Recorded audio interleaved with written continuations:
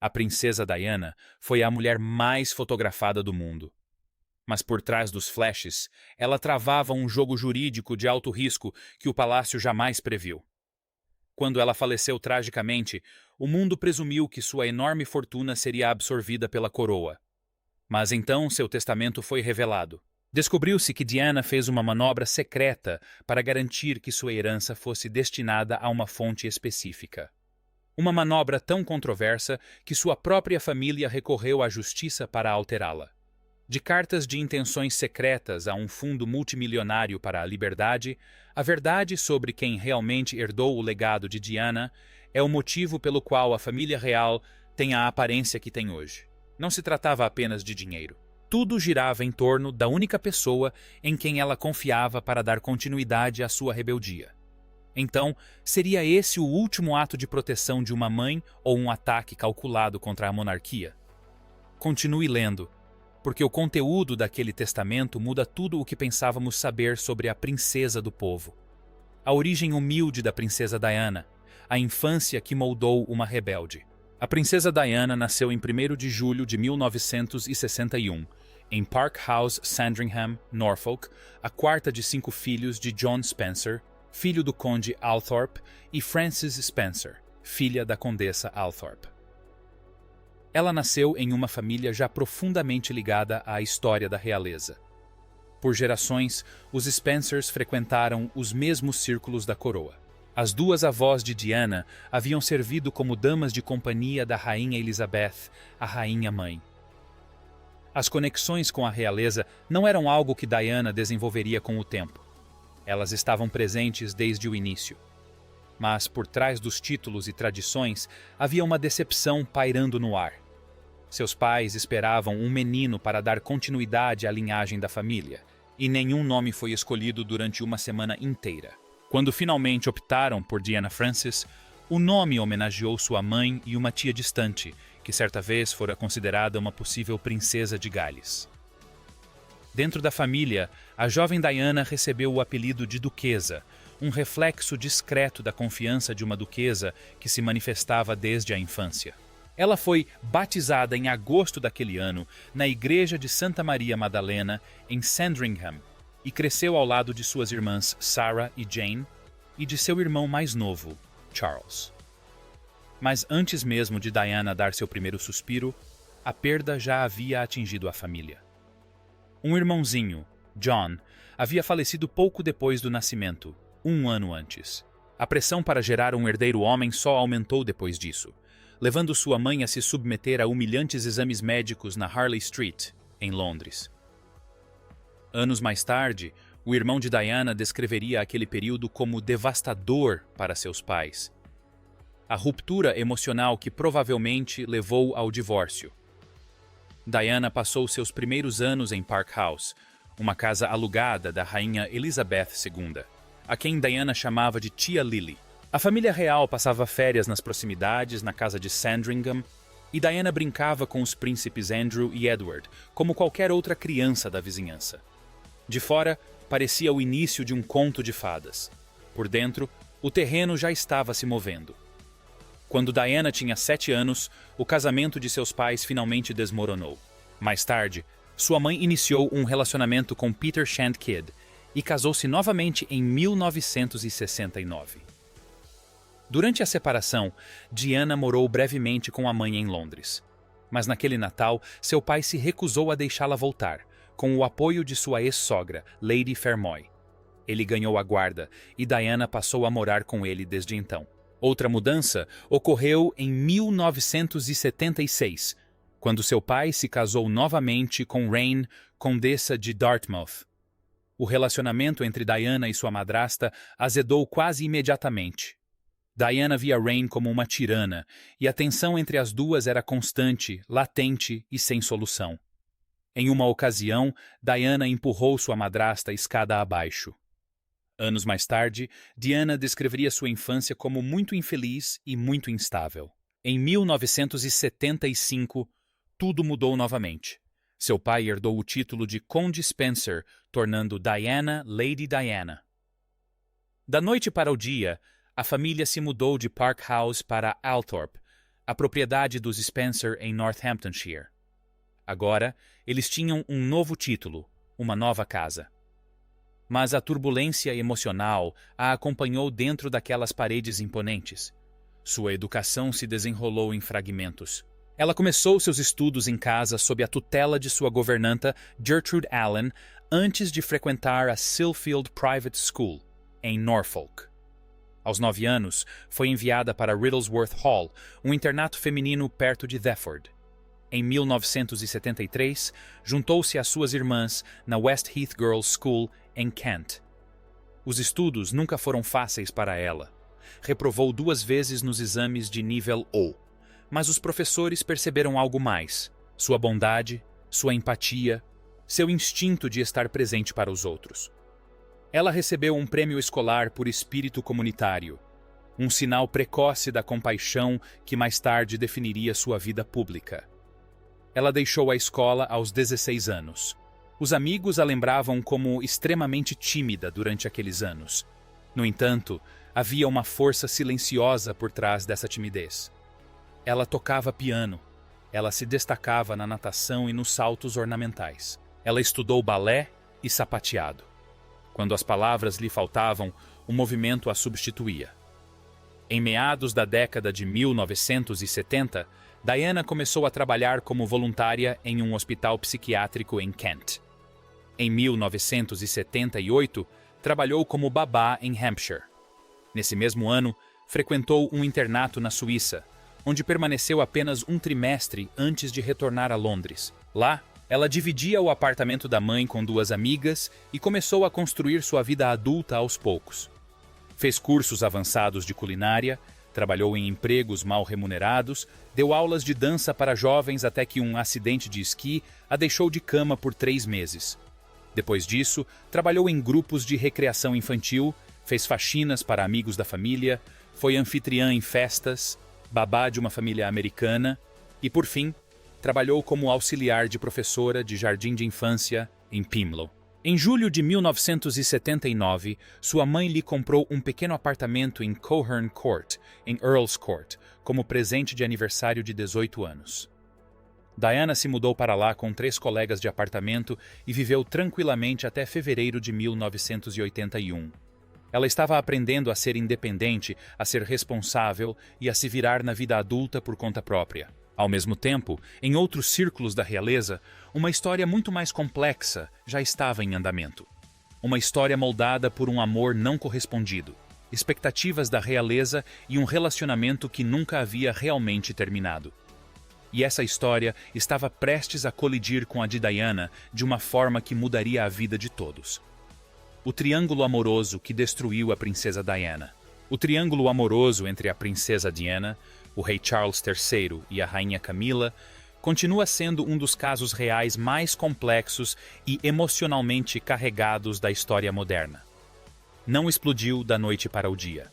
Desenrolou-se lenta e silenciosamente ao longo de décadas e começou muito antes de Diana entrar em cena. Charles conheceu Camilla Shand pela primeira vez em uma partida de polo, em um encontro arranjado pela amiga em comum, Lucia Santa Cruz. Desde a primeira conversa, algo se encaixou. Charles se sentiu atraído pelo jeito como Camilla sorria tanto com os olhos quanto com a boca, como ela ria das mesmas coisas bobas que ele e como falava com ele com facilidade, sem medo ou reverência. Ela não se impressionava com títulos, não era bajuladora. Ela o conhecia de forma natural, à vontade, como uma mulher que enxergava o homem antes da coroa. Charles ficou imediatamente encantado. Após o primeiro encontro, ele começou a ligar para ela constantemente. Mas a vida na realeza não para o romance. Charles logo se juntou à Marinha Real, e a distância se instalou no relacionamento. Ao mesmo tempo, Camilla não atendia aos requisitos considerados essenciais na época para se casar com o príncipe de Gales. Ela não possuía a linhagem aristocrática que o palácio preferia e não era virgem. Esses julgamentos silenciosos tinham peso. Eventualmente, o relacionamento se desfez sob pressão. Camilla se reaproximou de Andrew Parker B.S., um ex-namorado que conhecia desde o final da década de 1960, quando Charles estava servindo no Caribe. Camilla aceitou o pedido de casamento de Andrew. A notícia devastou Charles. Em cartas, ele expressou sua dor, escrevendo que, após o que acreditava ter sido um relacionamento feliz e harmonioso, o destino cruel o limitou a apenas 6 meses. Mesmo assim, Camila se casou com Andrew Parker, bacharel em ciências, em 4 de julho de 1973. Apesar dos apelos de Charles para que ela não se casasse, o casamento não rompeu o vínculo entre eles. Eles permaneceram amigos próximos e pouco tempo depois, o lado físico do relacionamento foi retomado aos poucos. Mesmo que Camila já fosse casada e tivesse um filho, André sabia de todo o caso, mas não interferiu. Pessoas próximas à situação sugeriram posteriormente que ele optou por não causar alarde, talvez até encontrando um estranho conforto no fato de sua esposa estar envolvida com o futuro rei. Em 1977, Charles conheceu Lady Diana Spencer. Ela tinha 16 anos na época. A princípio, não houve faísca, nenhum romance. Na verdade, Charles namorou inicialmente a irmã mais velha dela, Lady Sarah. Diana era simplesmente parte do pano de fundo, uma adolescente tímida que circulava pelos círculos da realeza sem saber que em breve seria puxada para o centro das atenções. Em 1980, tudo havia mudado. Charles reencontrou Diana, e dessa vez passou a vê-la de forma diferente. Ela era jovem, bonita e intocada por escândalos. Encaixava-se perfeitamente na imagem da realeza. Diana começou a acompanhá-lo a Balmoral e Sandringham. Ela assistia às suas partidas de polo. Camila também estava presente às vezes. A imprensa notou. A especulação explodiu, e sob essa pressão, Charles se apressou em fazer o pedido de casamento. Em fevereiro de 1981. Charles e Diana anunciaram o noivado. O mundo os coroou como um casal de conto de fadas, mas as rachaduras apareceram quase imediatamente. Quando perguntada se estavam apaixonados, Diana respondeu que sim. Charles hesitou e respondeu: seja lá o que amor signifique. Eles se viram apenas 12 vezes antes de ficarem noivos. Casaram-se em 29 de julho de 1981, naquele que ficou conhecido como o casamento do século. O príncipe William nasceu em 1982 e o príncipe Harry em 1984. Mais tarde, Diana diria que aqueles primeiros anos foram os mais próximos que ela e Charles chegaram da felicidade. Mas esses momentos não duraram. Apenas 5 anos após o casamento, Charles e Camila reataram o relacionamento. Mesmo ambos tendo famílias, Diana sabia, sentia, e eventualmente confrontou Camila diretamente. Diana revelou mais tarde que disse a Camila que sabia exatamente o que estava acontecendo entre ela e Charles. Camila respondeu, lembrando Diana de que tinha tudo: adoração pública, 2 filhos lindos e todos os homens aos seus pés. A resposta de Diana foi direta e sem rodeios. Ela queria o marido.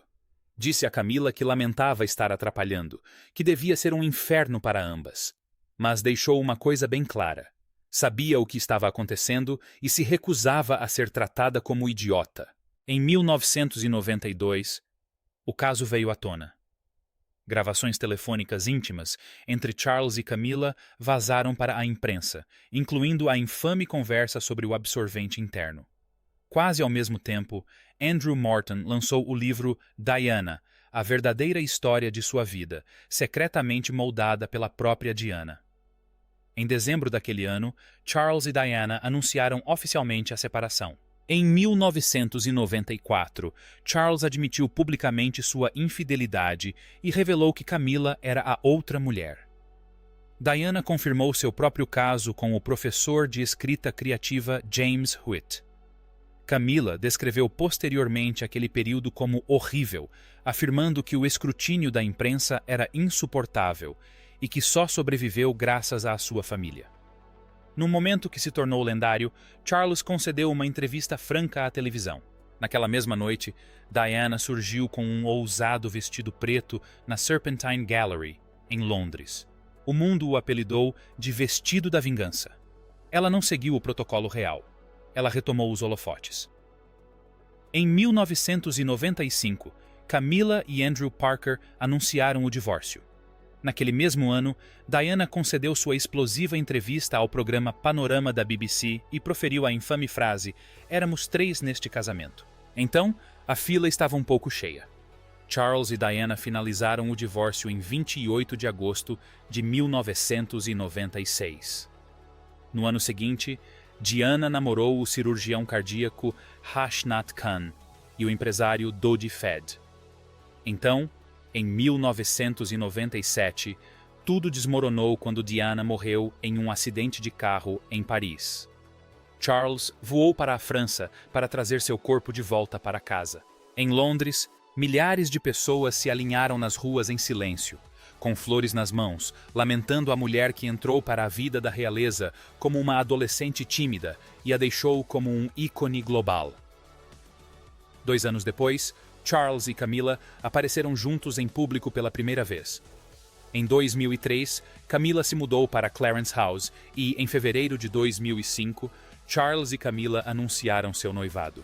Eles se casaram em 9 de abril de 2005, em uma cerimônia civil no Windsor Guildhall, seguida de uma bênção na Capela de São Jorge. O triângulo amoroso finalmente estava encerrado, mas o estrago já estava escrito na história. Porque Diana não estava apenas dividida entre um homem e seu primeiro amor, ela foi colocada dentro de um sistema que nunca deu espaço ao seu coração, forçada a competir com um relacionamento que nunca terminou de verdade. E esse desequilíbrio silencioso foi o que transformou um conto de fadas em uma das tragédias reais mais dolorosas que o mundo já viu. Como a princesa Diana mudou a família real sem pedir permissão. A princesa Diana tinha um jeito próprio de fazer as coisas. Muito antes de se tornar a mulher mais fotografada do planeta, Diana já desafiava as expectativas da realeza. Apesar de ser Lady Diana Spencer, filha do 8º Conde Spencer, ela trabalhava em Londres como babá e professora de jardim de infância. Essa simples escolha fez história. Ela se tornou a primeira noiva da realeza a ter um emprego remunerado antes do noivado. As mulheres da realeza não deveriam receber salários. Esperava-se que chegassem intocadas pela vida comum. Diana chegou com experiência de vida. Depois veio o anel. O rei Charles III deu a Diana o que se tornaria um dos anéis de noivado mais icônicos de todos os tempos, uma safira rodeada de diamantes. Mas, em vez de encomendar uma peça personalizada, como exigia a tradição real, Diana escolheu o anel diretamente do catálogo da Guard. Ela não esperou que o protocolo decidisse por ela. Escolheu o que lhe tocava o coração. Esse mesmo anel seria mais tarde passado para o príncipe William, que o deu a Catherine, princesa de Gales, quando a pediu em casamento. Hoje, Kate raramente é vista sem ele, uma lembrança silenciosa de que as escolhas de Diana ainda reverberam na próxima geração. Mas a rebeldia de Diana não se limitou às joias. Em seu casamento, em 1981, ela removeu a palavra obedecer de seus votos.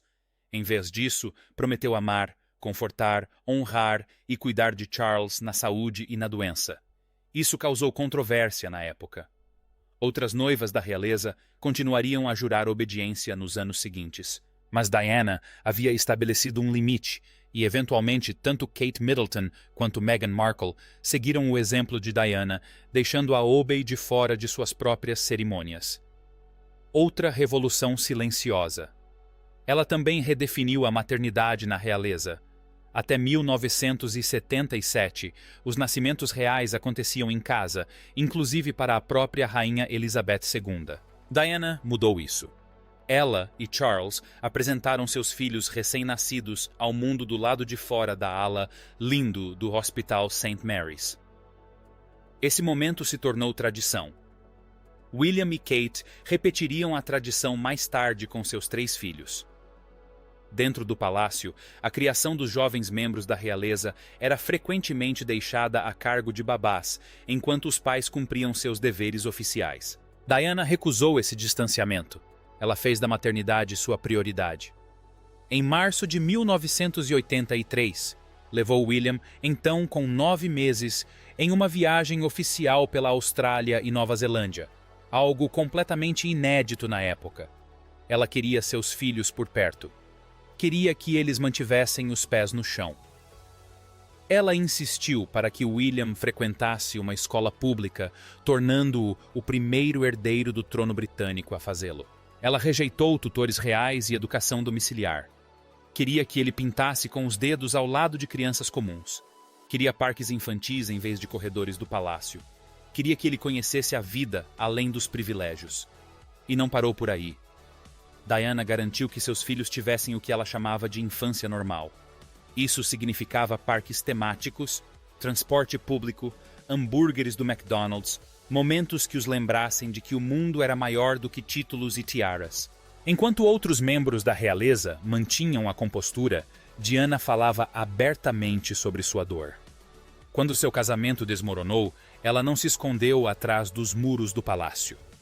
Charles e Diana se separaram em 1992. Naquele mesmo ano, Diana concedeu uma entrevista bombástica ao programa Panorama da BBC, expondo a realidade de seu casamento. "Éramos 3 neste casamento", disse ela. "Então estava um pouco cheio", referindo-se a Camila.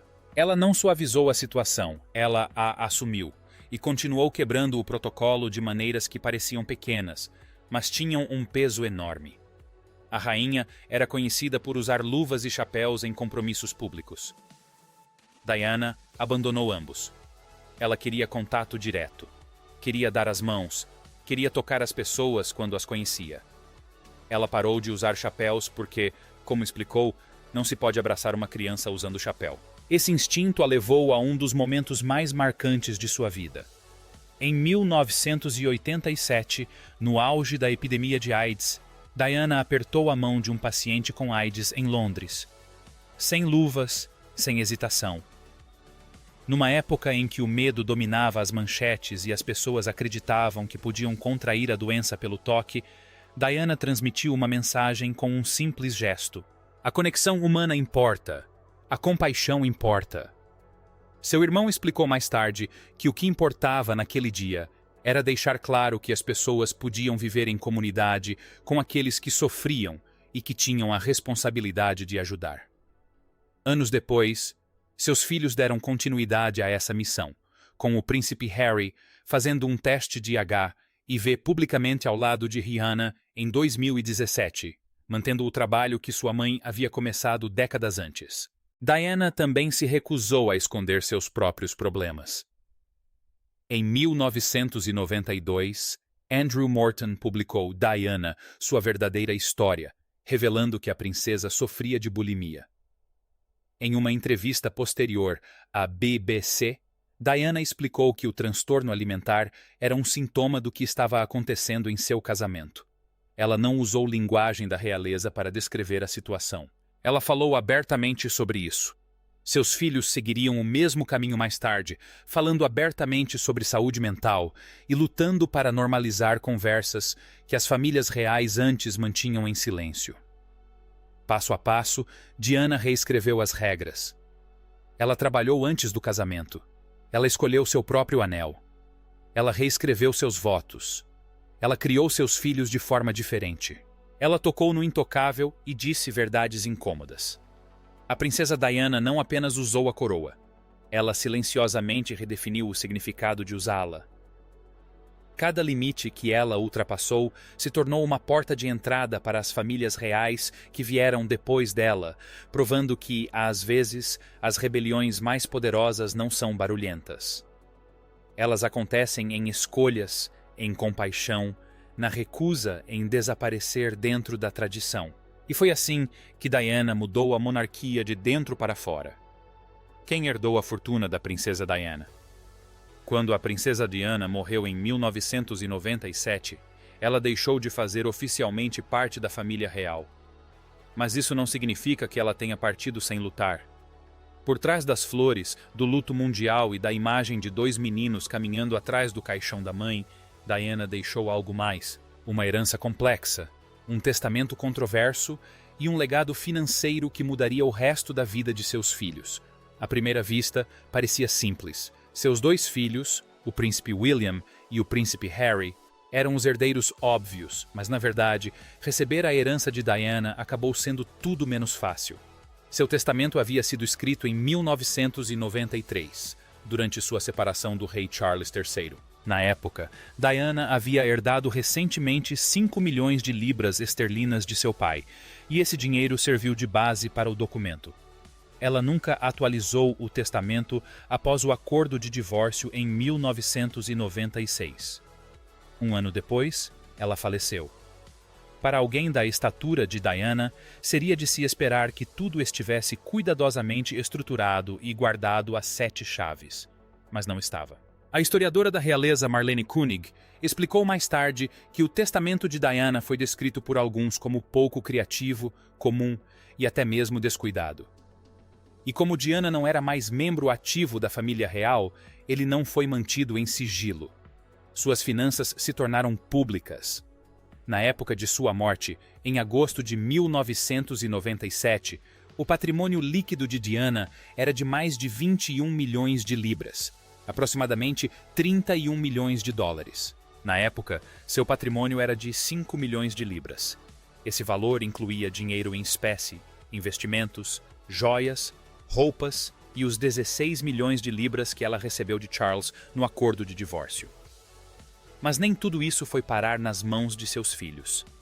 William e Harry foram listados como os principais beneficiários e receberam a maior parte do patrimônio financeiro de Diana. Mas, após a aplicação de impostos e taxas, quase metade da herança desapareceu. É aqui que a situação se complica. De acordo com a lei britânica, Charles tinha o direito legal de reaver os 16 milhões de libras esterlinas do acordo de divórcio de Diana, pois ela faleceu um ano após recebê-los. Se ele tivesse exercido essa opção, William e Harry teriam sido tributados apenas sobre os 5 milhões de libras esterlinas que Diana herdou de seu pai. Charles poderia então ter reinvestido a quantia maior separadamente para seus filhos. Ele não o fez. Em vez disso, foi aconselhado a deixar o dinheiro no espólio de Diana e permitir que fosse tributado. O resultado foi a perda de milhões antes mesmo de William e Harry terem acesso à herança. Mesmo assim, eles não receberam tudo de uma vez. Paralelamente à propriedade principal, foi criado um fundo discricionário para os príncipes e suas futuras famílias. Cerca de 100 mil libras foram depositadas nesse fundo e os juros continuam a beneficiá-los ao longo do tempo. Agora que ambos os irmãos estão casados, suas esposas, Catherine, princesa de Gales, e Meghan Markle, também podem usufruir desse fundo. Mas Diana deixou algo mais para trás. No dia seguinte à assinatura do testamento, ela escreveu uma carta particular com seus desejos. Embora não tivesse validade legal, a carta revelava o que ela realmente queria. Nela, Diana pediu que 75% de suas joias e pertences pessoais, conhecidos no Reino Unido como bens móveis, fossem divididos igualmente entre William e Harry. Ela também expressou a esperança de que suas futuras esposas um dia usassem suas joias. Essa parte se tornou realidade. William pediu Kate em casamento com o anel de noivado de safira de Diana. Desde então, Kate usa a tiara e os brincos de safira de Diana. Meghan apareceu mais tarde usando a pulseira de diamantes Cartier de Diana durante sua entrevista com Oprah Winfrey. Mas a carta de Diana ia além. Ela pedia que os 25% restantes de seus bens pessoais fossem destinados a seus 17 afilhados. Isso nunca aconteceu, porque a carta não fazia parte do testamento formal e, portanto, não tinha validade legal. Os administradores do espólio de Diana, incluindo sua mãe e sua irmã mais velha, optaram por ignorar o pedido. Em vez de receberem lembranças significativas, os afilhados ficaram com o que alguns descreveram posteriormente como recordações vazias: estatuetas de caça, louças e utensílios de café. Diana tentou prover para todos, mas apenas seus filhos realmente se beneficiaram. Após a distribuição das joias e a criação do fundo discricionário, o restante do patrimônio de Diana foi colocado em um fundo fiduciário conhecido como patrimônio residual. A intenção original de Diana era clara. William e Harry herdariam o patrimônio quando completassem 25 anos. Isso também não aconteceu. Os executivos solicitaram uma alteração legal conhecida como acordo, adiando o acesso total por 5 anos. Os irmãos poderiam receber juros do fundo fiduciário aos 25 anos, mas o capital principal permaneceria inacessível até que completassem 30 anos. Quando finalmente assumiram o controle, cada filho recebeu cerca de 10 milhões de libras. Alguns dos pertences mais simbólicos de Diana seguiram a mesma linha do tempo. Seu vestido de noiva, desenhado por David e Elizabeth Emanuel e famoso por sua dramática cauda de 7,6 metros, não foi entregue a William e Harry imediatamente. Durante anos, o vestido pertenceu ao irmão de Diana, Charles Spencer. Parte do ano, ele era exibido em Althorp e, no restante do tempo, viajava pelo mundo emprestado a museus e exposições, arrecadando fundos para instituições de caridade. No aniversário de 30 anos de Harry, em setembro de 2014, o vestido de seda finalmente passou para as mãos dos filhos de Diana. Em 2021, a peça foi exibida no Palácio de Kensington como parte de uma exposição de moda da família real. E havia também as lembranças. Após a morte de Diana, cada irmão teve a oportunidade de escolher um item pessoal dentre os pertences dela no Palácio de Kensington. William escolheu o relógio Cartier Tank Francis de Diana, um relógio de ouro que seu avô havia lhe dado. Após o divórcio, Diana usava o anel constantemente, e William acreditava que sua mãe gostaria que ele o tivesse. Harry escolheu o anel de noivado de safira e diamantes que Charles havia comprado para Diana em 1981. Mas os irmãos fizeram um pacto. Quem se casasse primeiro ficaria com o anel. Quando William se preparou para pedir Kate em casamento, Harry o entregou sem hesitar. Harry homenageou sua mãe de outra maneira. Ao desenhar o anel de noivado de Meghan, ele colocou 2 diamantes da coleção pessoal de Diana, um de cada lado da pedra central, sua presença sutilmente entrelaçada em seus futuros. Muitas pessoas presumem que William e Harry herdaram Althorp, a casa de infância de Diana e seu local de descanso eterno.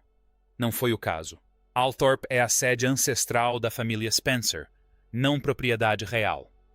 Passará para o sobrinho de Diana, Louis Spencer, e não para seus filhos.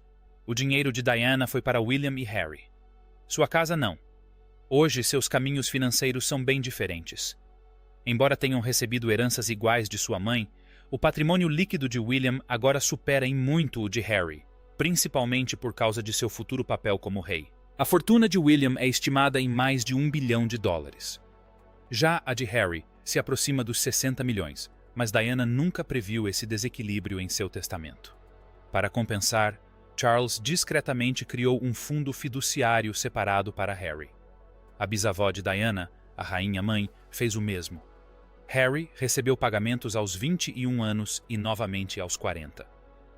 Essa herança também proporcionou a Harry outra coisa: liberdade. Em sua entrevista de 2021 com Oprah Winfrey, Harry revelou que o dinheiro de Diana o ajudou, junto com Meghan, a se afastar dos deveres reais e reconstruir suas vidas nos Estados Unidos. Mesmo após sua morte, Diana continuou protegendo seu filho caçula, criando alternativas. A princesa Diana não deixou apenas dinheiro. Ela deixou influência. E no fim das contas, essa pode ter sido a atitude mais impactante de todas. O que você acha da princesa Diana? Deixe sua opinião nos comentários abaixo. Não se esqueça de curtir, compartilhar e se inscrever.